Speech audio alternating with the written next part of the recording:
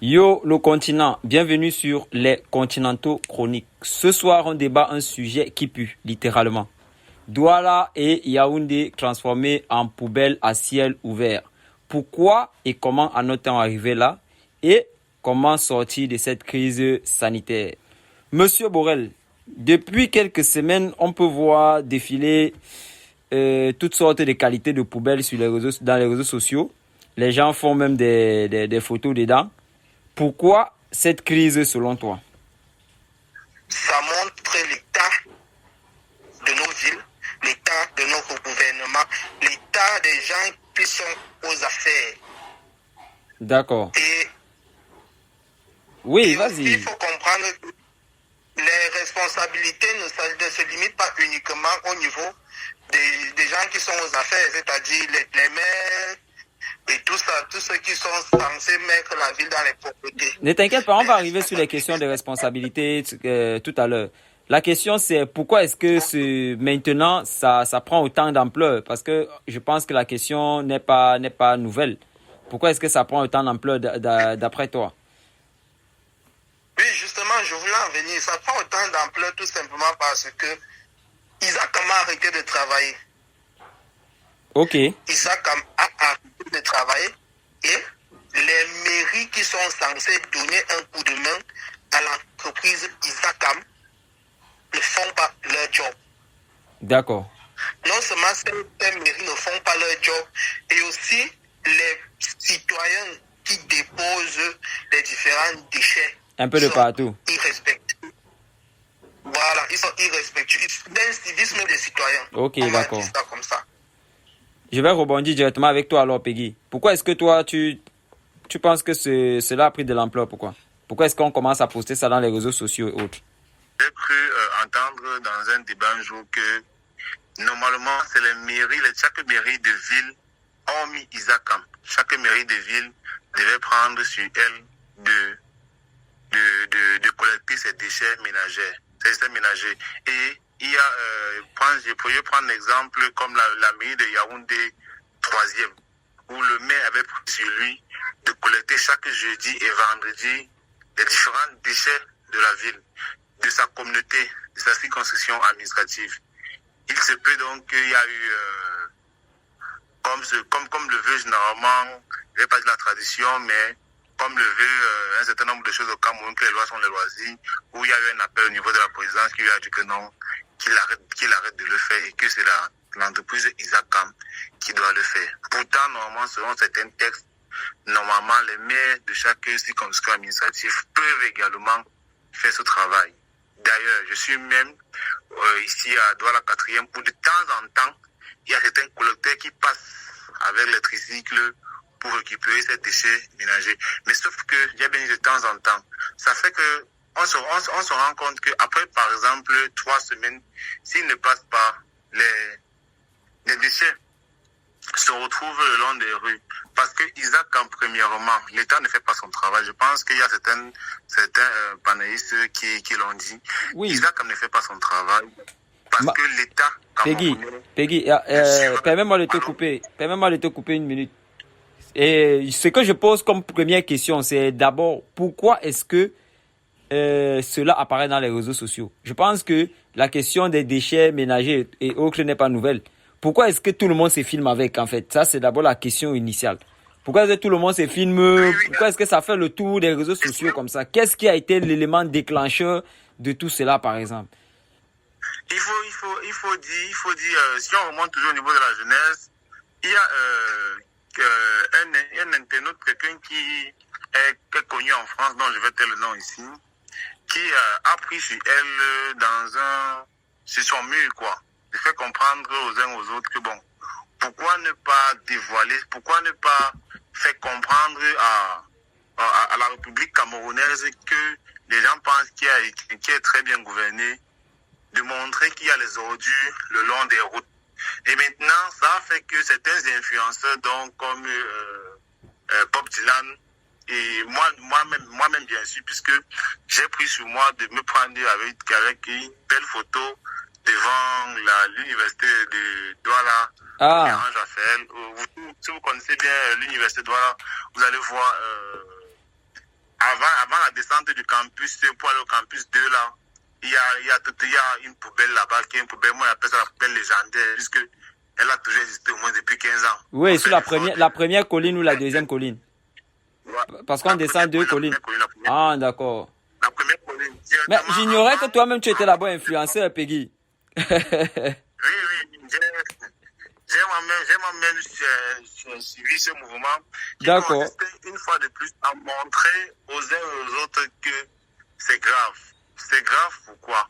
Parce que là, il est question de dénoncer. Mais en dénonçant, on doit utiliser les canaux qui font en sorte que, étant donné que nous sommes dans un pays de répression, il faut utiliser les canaux généralement pacifiques. Okay. Et pour cela, il était donc question de prendre donc ces différentes photos-là vers à ces différents points ou bien ces différents lieux où on jette les ordures pour montrer que non, c'est pas bon, c'est désagréable. Ça salit l'image du Cameroun, ça salit l'image du pays, l'image du continent. On veut tout faire croire que non, nous sommes un continent. Et par ricochet, surtout que nous sommes proches. J'ai pas envie pour entrer dans ce domaine, dans ce cadre-là. Mais nous sommes proches des élections. Il fallait donc une fois de plus. Ok, je vois un peu. Donc, selon toi, ça a pris parce qu'il y a un influenceur camerounais qui vit à l'étranger, qui a lancé, en fait, c'est l'influenceur qui a lancé l'initiative, si je comprends bien. Oui, c'est une parce que je veux savoir d'où vient la mode de commencer à se filmer déjà là-bas devant les ordures, devant les poubelles. Donc, selon toi, ça vient d'un influenceur donc, qui était un influenceur camerounais expatrié, c'est ça? Oui, c'est ça. D'accord. Ok. Maintenant, c'est vrai que tu as essayé de passer dessus. Parce que ça a vraiment pris, ça a vraiment fait le buzz. Tout le monde s'est filmé avec, comme tu as dit, toi-même tu t'es filmé avec Bob Dylan. J'ai vu des photos de Bob Dylan et tout. Donc pendant cette chronique, les gens pourront découvrir en fait toutes les photos qui m'ont été données de voir. Maintenant, ma question c'est allons un peu sur les responsabilités. Donc, c'est vrai que tu as essayé, Peggy a essayé un peu d'écorcher cela. Je vais poser la question ainsi à Borel. Borel, toi, tu penses que, lorsqu'on parle des ordures ménagères déjà, je pense qu'on peut citer quelques acteurs majeurs. Il y a les mairies, il y a l'État, il y a Isacam, et il y a nous-mêmes, la population. Donc, selon toi, l'explosion, l'apparente, parce que il faut en plus là il faut maintenant voir si une étude prouve même qu'il y a plus d'ordures maintenant au sol qu'avant, je sais pas. Donc l'explosion donc de ces ordures ménagères là, à qui la faute exactement? Ok, on va dire que la faute, on ne va pas attribuer la faute à quelqu'un ici. Les responsabilités, elles sont partagées. Elles sont partagées dans ce sens où on va d'abord s'attarder au niveau des citoyens. L'incivisme des citoyens. Il y a certaines villes de ce pays où les citoyens sont vraiment disciplinés. Les citoyens sont vraiment respectueux de la nature. C'est-à-dire, quand vous arrivez par exemple à Boya, c'est pas évident. La ville est très belle, même à Kribi. La ville est tellement belle que tu auras peur de jeter une peau de banane au sol. Oui, bon, ici, pour Boya, je peux certifier. Une indiscipline caractérisée, l'incivisme des citoyens. Et aussi, on va compléter avec la responsabilité au niveau des mairies. Nos maires, il faut le dire, ce sont des hommes qui ne travaillent honnêtement pas. Parce qu'on ne sait pas ce que ça leur coûte. Ils se concentrent uniquement à regarder quel véhicule est mal garé pour mettre les sabots et puis demander 25, 10 000, 15 000. Voilà tout leur travail. Mais Borel, je te comprends. Je me permets un peu de t'interrompre, Borel. Dis-moi un peu. Tu vois, je prends le cas par exemple des routes. Aujourd'hui, par exemple, tu peux avoir de l'argent, mais tu ne peux pas goudronner un tronçon de route qui mène chez toi sans avoir les autorisations nécessaires. Étant donné qu'il y a un ministère, je pense qu'il y a un ministère qui s'occupe de ces questions environnementales. Ce que je pose donc comme question, c'est quand tu accuses les mairies, est-ce que les mairies ont les bras libres pour agir dessus, par exemple? Parce que depuis, moi j'ai toujours par exemple souligné le monopole d'Isacam sur les questions d'ordures ménagères. Donc je me demande, est-ce que les mairies ont vraiment les mains libres, comme tu dis? Est-ce que tu peux vraiment accuser les maires dans ce sens? Ça, c'est une question que je pose. Les mairies ont les bras totalement libres sur cet aspect, Yann.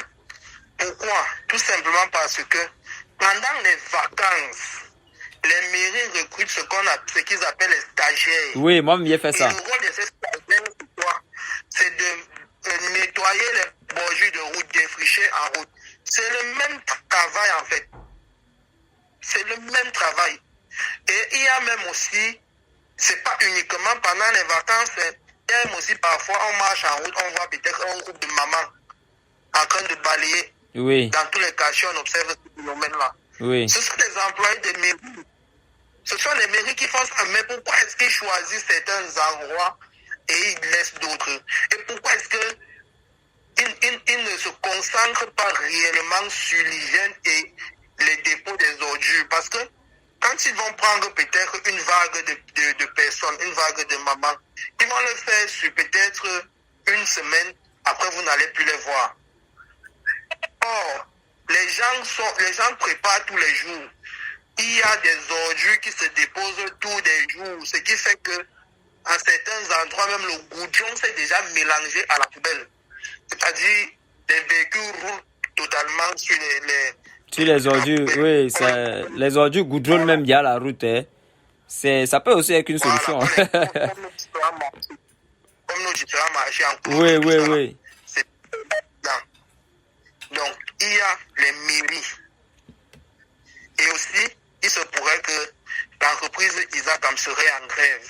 Les employés ne sont pas payés et ils ont décidé d'arrêter les travaux. Voilà. On observe ça depuis un bon bout de temps. Oh, qui paye l'entreprise Isacam? Je pense que c'est l'État directement. Donc, en ce moment-là aussi, tu es en train d'incriminer l'État. Parce que c'est ça la question. Bien sûr. Ok, ça veut dire que pour toi, il y a d'abord l'État, il y a ensuite la mairie, il y a... bon, à quel niveau tu mets la responsabilité d'Isacam? On va dire la responsabilité d'Isacam ici. Isacam ici n'est qu'une entreprise qui est au service de l'État. Parce que si je ne me trompe pas, Isacam c'est une entreprise parapublique. Ça veut dire quoi? Ça veut dire tout simplement que Isacam est au service de l'État. Donc, si les employés d'Isacam ne sont pas payés, comment est-ce qu'ils vont travailler?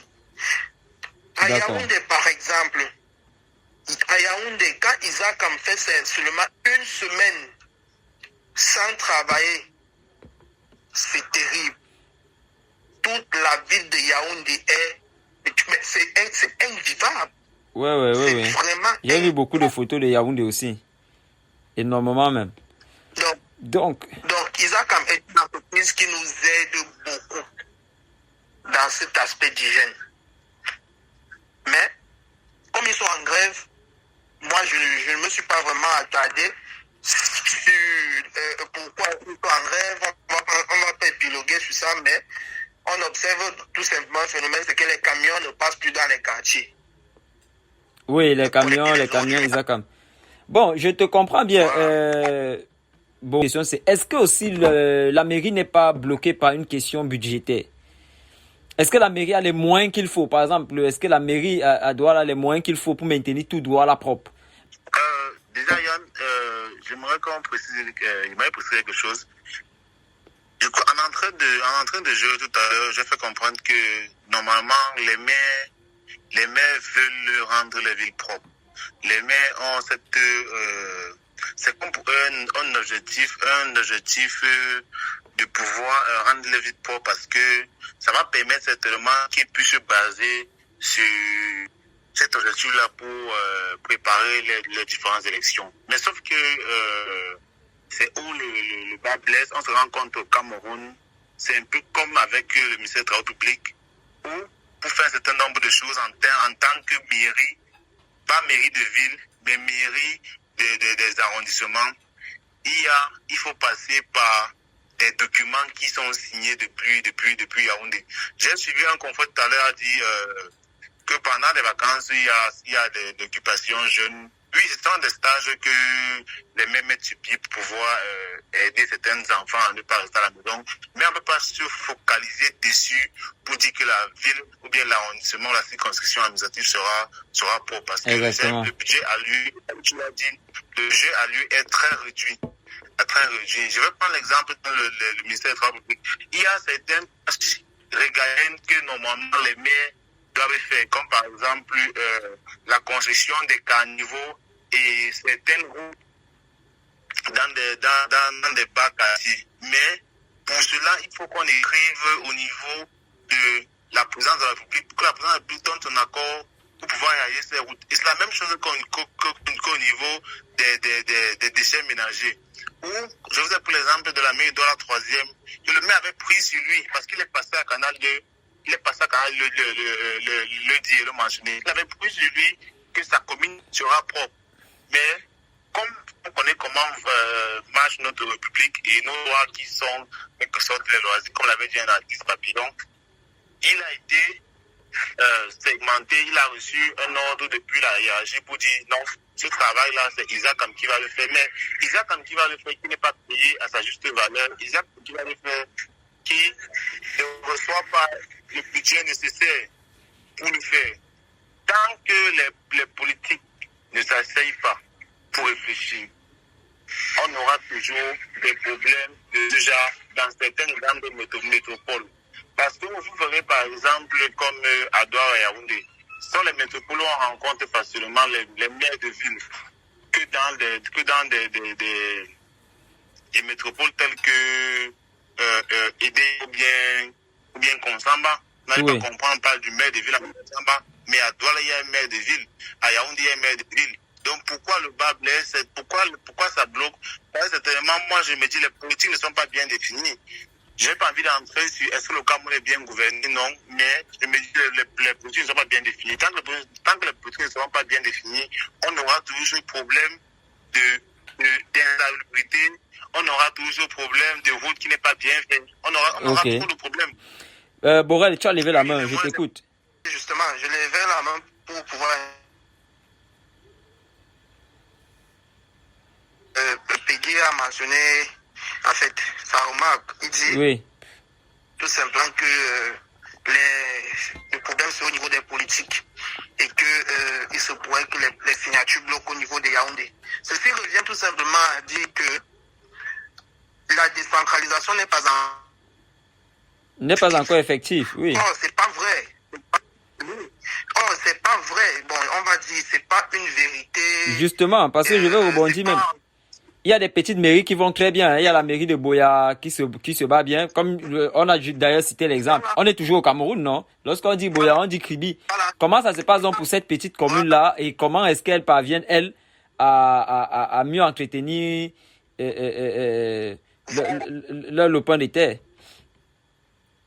Justement, observons un phénomène très simple. Ce phénomène d'ordure prend beaucoup d'ampleur dans nos grandes métropoles. Yaoundé, Douala. Oui.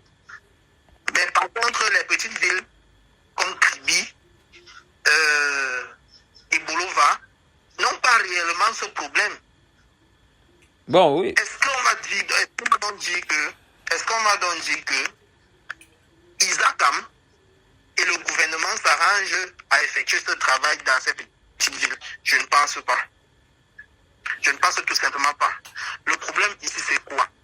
Pour moi, je pense que les mairies sont responsables des États de nos métropoles.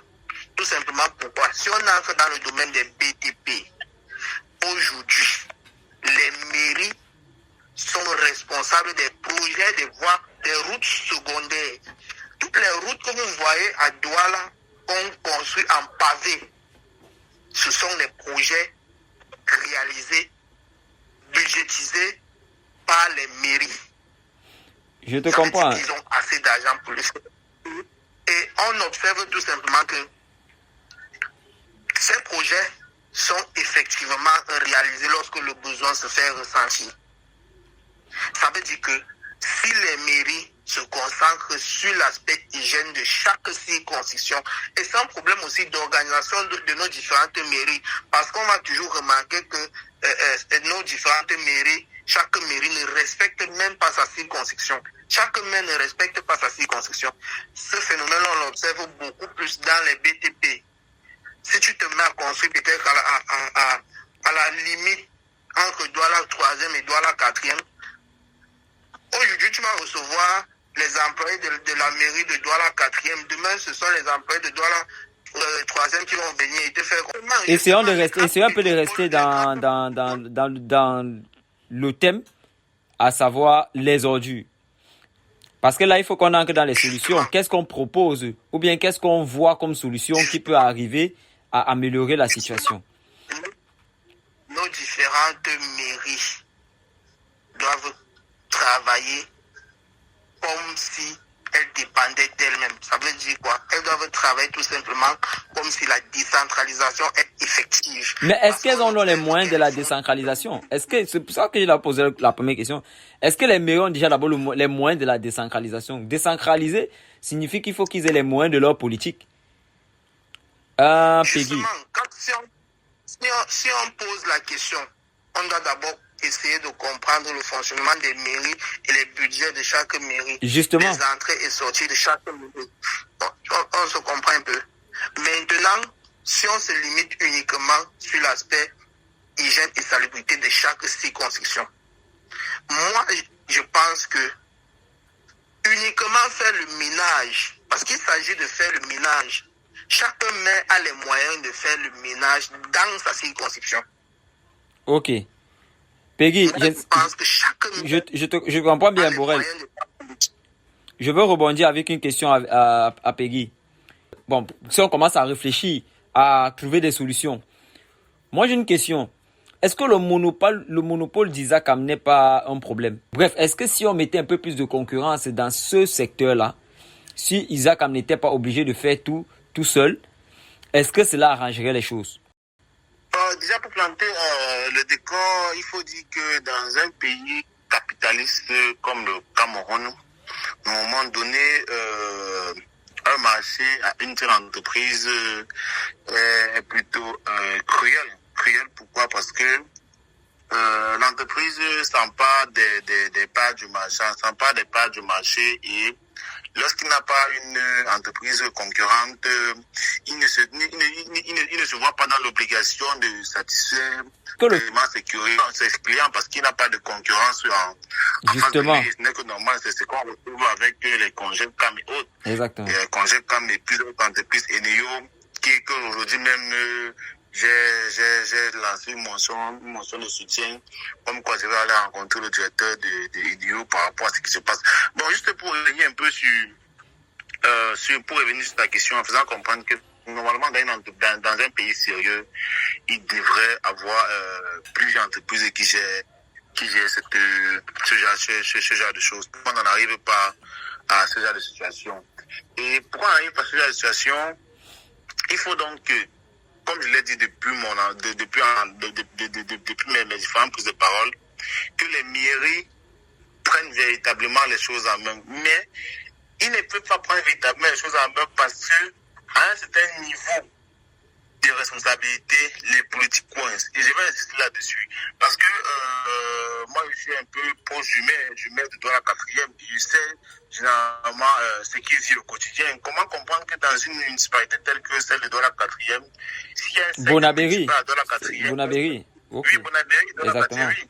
Il y a un cercle municipal à Douala 4e, mais lorsqu'il faut, par exemple, contacter ou bien prendre la salle pour une cérémonie, on est obligé de contacter le maire de la ville.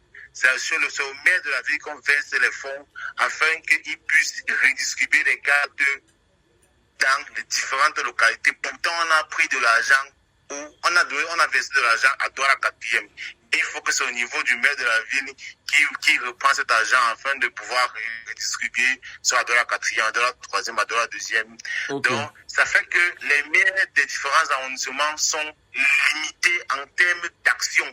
Parce qu'il faut que les politiques... C'est par exemple, on a décrié le fait qu'il y avait les délégués les différents délégués dans chaque ville. Vous vous rappelez avec Frinton, où on est passé à le maire de la ville, il faut maintenant voter par les conseillers régionaux. Oui, c'est la politique. C'est que le maire de la ville ne supporte pas que les maires des différentes municipalités font un certain nombre de choses qui vont leur apporter du crédit.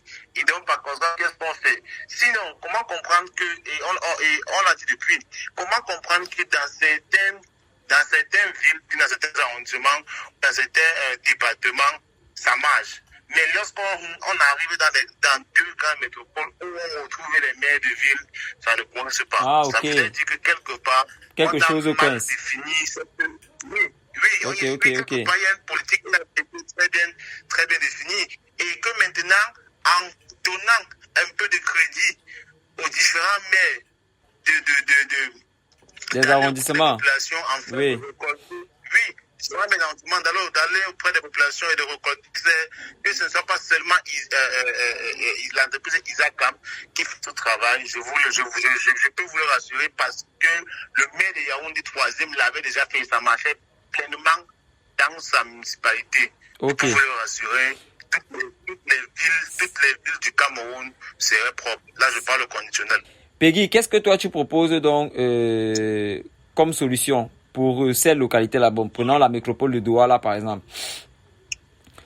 Oui, tu proposes quoi? Je propose que le maire de la ville fasse une assise avec ses différents maires, comme il le fait souvent, lors des différentes assemblées, les différents AG qui le font assez bien en début d'année pour voter les différents budgets des mairies. Oui. Qu'ils discutent avec ces différents maires-là, afin qu'ils trouvent des solutions réalisables dans le temps. Ces solutions doivent être smart. On doit peut-être là en train d'épiloguer sur quelque chose qu'on va réaliser en 2027, tant les populations souffrent le bâti en avril 2025. Okay. Je pense qu'on doit trouver des solutions qui sont réalisables là. Et sans être très long, il faut quand même dire que sur le terrain de Douala 4e, les choses sont déjà en train de revenir dans l'autre. Parce que les différents poubelles qui étaient installées le long des rues sont déjà en train de disparaître. Ça veut dire que quelque part, ce qui a été fait comme information, comme mutualisation des différentes images afin de pouvoir dénoter, ils ont pris ça en compte et si ça a perdu, les choses seront certainement bien faites, que ce soit à Douala 4e, ou à Douala 3e, ou à Douala 2e, ou à Douala 1er. Ok. Borel Mila. Oui, je suis là. Oui. Bon, qu'est-ce que toi tu penses? Quelle est la solution? Si aujourd'hui, par exemple, on te dit qu'ok, tu peux, n'est-ce pas, proposer une solution qui serait applicable. Qu'est-ce que toi tu proposes? Déjà, si on va faire simple, c'est une proposition que tout Camerounais souhaite. Il faut que la décentralisation soit effective. Ok. Parce qu'une fois que la décentralisation est effective, les maires pourront travailler leur circonscription de façon autonome. Vraiment de façon autonome. Isaac va rester à faire son travail. Et le maire sera capable de faire des recrutements pour apporter un second souffle afin que sa circonscription soit propre. Ok. Je note que personne... Oui, vas-y. Je ne vais pas te couper. Et il faudrait que les mairies travaillent en harmonie. Toutes les mairies. On a, à Douala par exemple, on a combien de mairies? Nous avons pratiquement 5 mairies. Oui. Bon, 6, je pense. Ce sera très facile une fois que la décentralisation sera effective, vraiment effective. Mais aussi la décentralisation, c'est un processus. Et c'est là que le mal blesse parce que il faut prendre beaucoup de paramètres en compte, de transfert de compétences et tout ça. C'est pas vraiment évident. C'est un processus. Ok. Donc les mairies vont vraiment souffrir et être patients afin que le processus soit vraiment effectif. Je note ici que personne n'a cité le recyclage, qui est une solution, parce qu'il y a des entreprises à Douala ou à Yaoundé qui font qui ont un chiffre d'affaires basé sur le recyclage, qui ont besoin de collecter les objets, les trucs en plastique et tout, et qui ont souvent ces sortes de problèmes avec Isacam, qui est l'entreprise principale chargée de faire la collecte de toutes sortes d'ordures. Donc, est-ce que le fait aussi de définir des lois qui permettent à ces entreprises-là qui font dans le recyclage, qui utilisent les objets en plastique notamment pour leur activité, est-ce que définir aussi des lois qui les laissent faire des collectes ne peut pas aussi aider à diminuer, n'est-ce pas, cet excès d'ordures-là? Ok, moi je pense que on va dire, le recyclage, c'est secondaire, parce que c'est une activité secondaire qui dépend des ordures que Isaac va collecter. Mais maintenant, le recyclage aussi donne une large ouverture et permet aussi de seconder les entreprises telles que Isacam et aussi même les mairies. Parce que si on permet, par exemple, aux entreprises qui sont censées recycler, dont leur boulot c'est uniquement recycler les produits plastiques et voire même les objets ménagers, parce que le recyclage ne concerne pas seulement les objets plastiques. Oui, ça concerne, ça dépend de l'activité. Voilà. Même les déchets ménagers. Pourquoi est-ce qu'on ne pourrait pas transformer nos déchets ménagers, par exemple? Oui, justement, on fait du biogaz. Je parlais justement Fabrice, parce que c'est même pas Fabrice ne prend pas la parole depuis. Il s'y connaît un peu. On fait du biogaz, non? Même à Yaoundé, à Douala, il y a des immeubles qui fonctionnent comme ça. Voilà. C'est une solution. Uniquement du biogaz. Peggy, depuis qu'on est en train de parler, on n'a pas cité la responsabilité du citoyen, hein? Parce qu'on peut pas aussi dire que nous-mêmes nous sommes exempts de tout reproche. Il y a des gens qui voient le bac à ordures d'Isaac Ami jette au sol. Ils voient là où normalement il faut jeter l'ordure, lui il prend, il verse dans la rigole, des choses comme ça.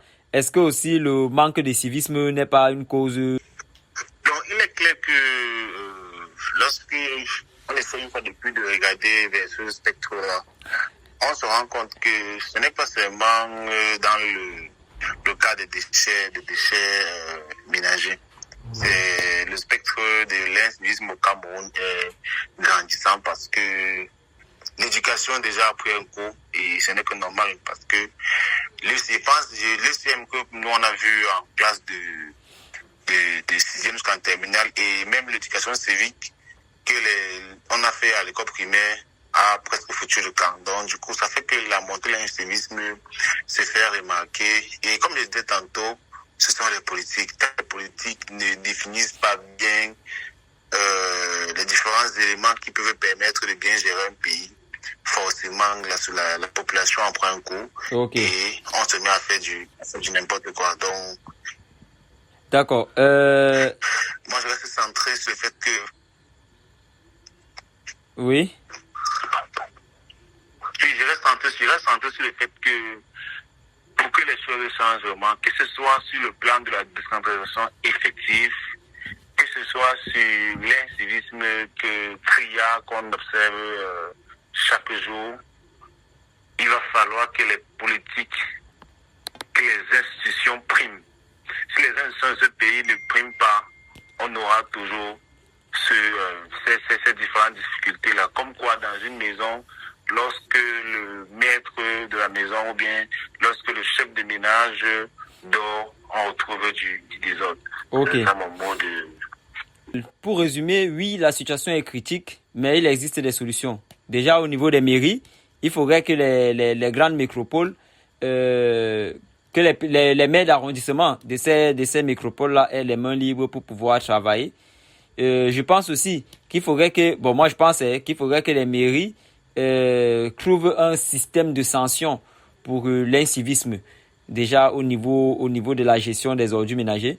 L'État aussi, qui doit avoir des lois qui facilitent, qui permettent aux entreprises qui font dans le recyclage de pouvoir aussi de pouvoir donner un coup de main. Je pense qu'on est arrivé au terme de ces petits échanges. Déjà, mobilisons-nous. Voilà. Postez les photos des ordures, des dépotoirs et tout. Avec le hashtag Stop Poubelle Cameroun. Donc, je vais dire merci à tous. Merci à Peggy, merci à Borel et aussi à Fabrice, même s'il a été comme le clignotard. Il vient pas. Donc, à une prochaine session sur les chroniques, les continentaux chroniques. Monsieur Borel, bonne soirée, bonne nuit. Pareil à Peggy.